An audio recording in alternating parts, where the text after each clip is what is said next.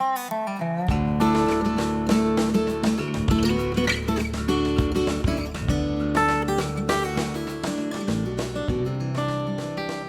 been at my table and you've seen the reactions people come down the aisle at the coin shows, and they stop at my table and say, they ooh and ah and say wow, and remark that they've never seen anything like this.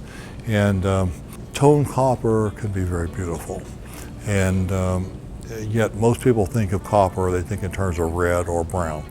They don't realize that some of the proof coins, because of the fact they were stored in envelopes and left in envelopes for many, many years, took on beautiful colors.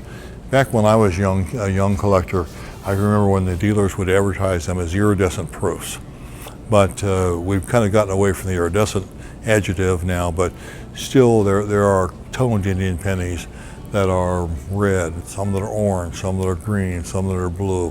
They're all different colors, and because of the way they were stored. And they're just dramatically beautiful, and yet most people don't know they exist because there aren't that many of them. Copper is not a highly reactive metal such as silver would be, and so it takes a lot longer time to achieve the attractive toning than you would get on a silver coin. What I found was that, first of all, when people see those coins, they fall in love with them. So as a dealer many years ago, when I was running monthly price lists, I would buy a toned Indian penny anytime I could find it, because I would tell my customers it was the cheapest neat coin they could buy. They should just buy them and put them away. Well, after a while I started saying, well, Larry, if you really believe that, which I did, you should just put them away for yourself too. And so at that time, maybe 17, 18, 19 years ago, I just started buying up every pretty toned Indian proof penny I could find and putting them away. I bought them out of auction, I bought them on the wharf floor. Eventually people started bringing them to me because they knew I was buying them. And at first I was just putting them away, without the idea of building a complete collection. And then after a while, after I got a certain number of different dates, I thought it would be really cool to have a complete collection of these. And but at the same time, I didn't think that I actually would ever live long enough to do it, because I just figured there was probably some dates in the 1860s or 1870s that I would never find. But lo and behold, about 2 years ago, I completed my collection of all dates. And by that time, I'd accumulated a lot of duplicate coins where I'd upgraded from here or there, and I'd never sold it as duplicates. So I started putting some of those out on display at coin shows, and what I found was that there was just a massive interest. Like I said, most people didn't even know they existed, but once they saw them, they fell in love with them.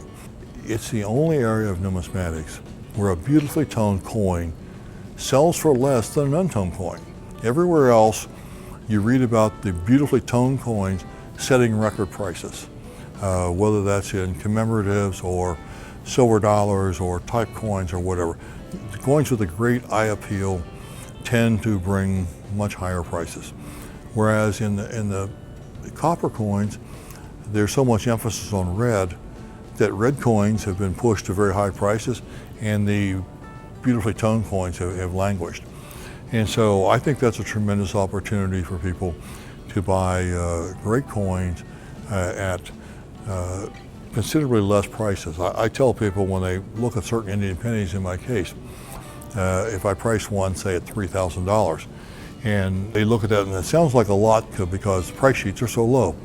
But I tell them, well, that's a date where there were barber dimes, barber quarters, and barber halves made. And I can probably, over the course of a year, find you 100 barber dimes, quarters, or halves of that date with pretty toning, because they come beautifully toned. And you're going to pay more than $3,000 for every one of those without hesitation. But I might, in a year, not be able to find you one single penny like that. So on a comparative basis, I think they're still very undervalued. They're just gorgeous to look at.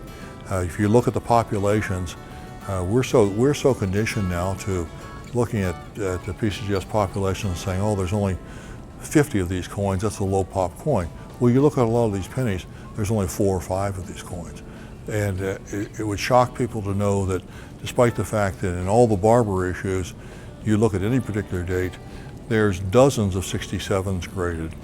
And if you look at the Proof Indian pennies, you'll find that almost half of the series, there isn't a single Proof 67 coin graded, other than just the 2 or 3 dates that come particularly nice.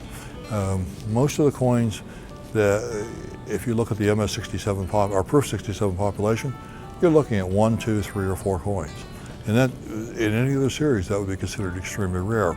But in the pennies, you can buy an absolutely gorgeous, monster, beautiful coin with an extremely low population at still a very affordable price.